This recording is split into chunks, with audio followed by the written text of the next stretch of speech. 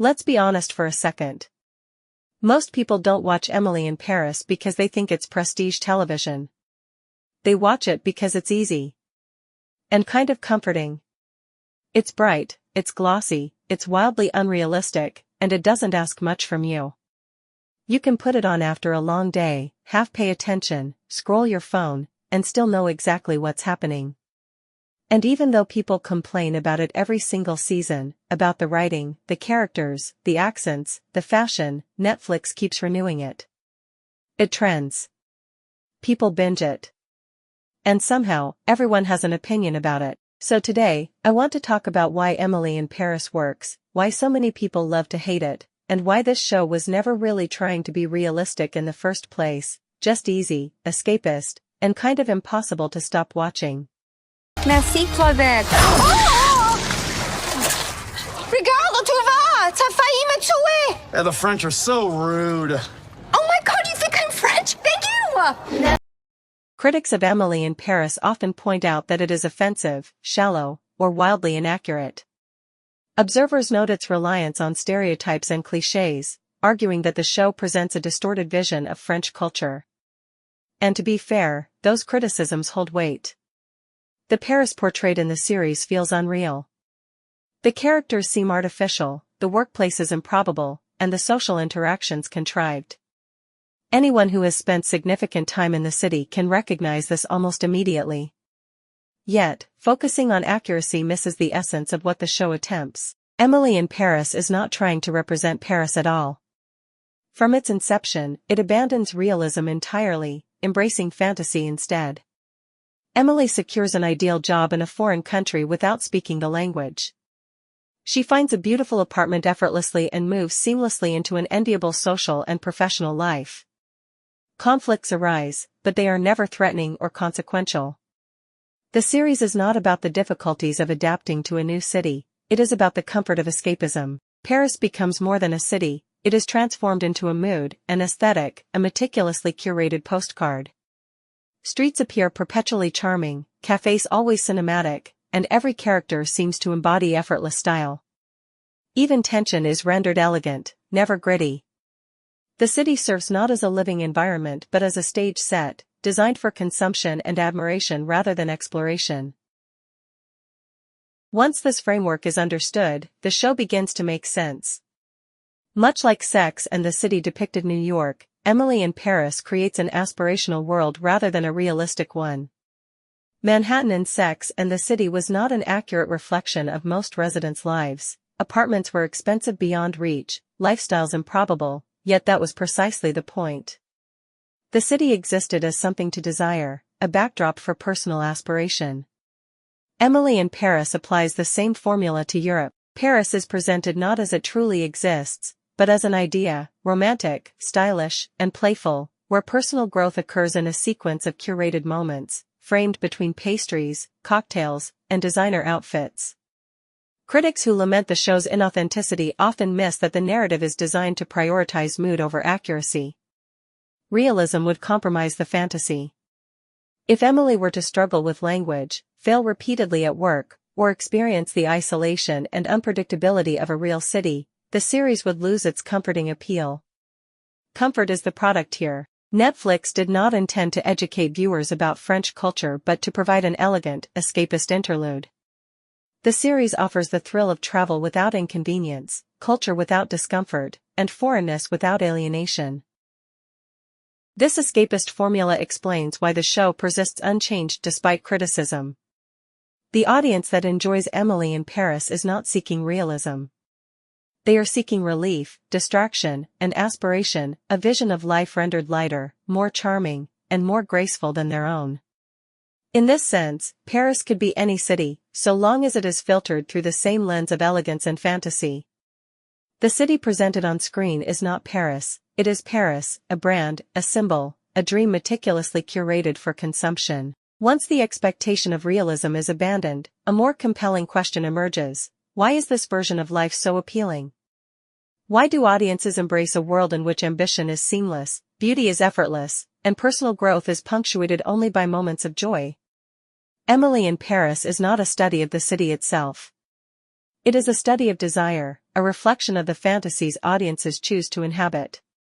Its charm lies precisely in its detachment from reality, offering viewers not Paris as it is, but Paris as it is wished to be. Emily doesn't really feel like a real person, and that's exactly why she works.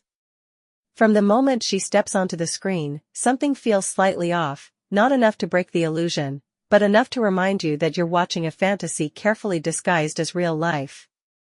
She isn't shaped like most well-written characters, built from deep flaws, emotional contradictions, or consequences that cling to them long after a mistake is made. Emily is constructed differently. She isn't meant to feel fully human. She's meant to feel possible. She isn't written to be complex, she's written to be accessible, relatable enough that you can see yourself in her but polished enough that you never have to feel uncomfortable watching her. Emily moves through life with a kind of ease that feels slightly unreal, the sort that only exists in fiction. Jobs appear with minimal resistance, even when she doesn't fully understand the culture, the language, or the unspoken politics of the spaces she enters. She lives comfortably in one of the most expensive cities in the world and rarely seems burdened by money in any meaningful way. Her apartment is charming. Her wardrobe is endless. Somehow, the logistics always work themselves out. Romance follows the same pattern. Emily doesn't just have love interests, she has options, attractive ones, interesting ones, emotionally available ones, drawn to her quickly and sometimes instantly. Even when she's awkward. Even when she missteps. Even when she's clearly in the wrong. The world still seems inclined to reward her. And when Emily messes up, which she does often, the consequences remain light. There may be embarrassment or a moment of awkwardness, but rarely anything that lingers. The fallout never stays long enough to reshape her future. Opportunities keep coming. People keep forgiving. Life keeps moving forward. This is why Emily irritates so many viewers, and also why they can't stop watching. She isn't realism. She's fantasy, not a fantasy of perfection but a fantasy of forgiveness. A version of adulthood where mistakes don't harden into identity, where missteps don't permanently derail your future, where growth doesn't require suffering as proof. Emily represents a world where things can be messy without becoming heavy, where failure exists but it's soft, where consequences arrive gently and then fade. For many people, that isn't frustrating, it's comforting. Real adulthood is overwhelming. It's expensive. It's lonely. It's filled with invisible pressure and delayed consequences that show up when you're least prepared for them. Emily offers an escape from that weight. She lives in a beautiful city and struggles just enough to feel human, but never enough to feel hopeless. She isn't crushed by anxiety, debt, or lasting regret. She keeps moving forward, and the world seems willing to make space for her. That isn't realism. It's projection. Emily functions as a canvas onto which viewers project their own desires, the fantasy that life might somehow work out even while you're still figuring yourself out. So when people say Emily is unrealistic, they're right, but that's the point. She isn't there to reflect reality back at us.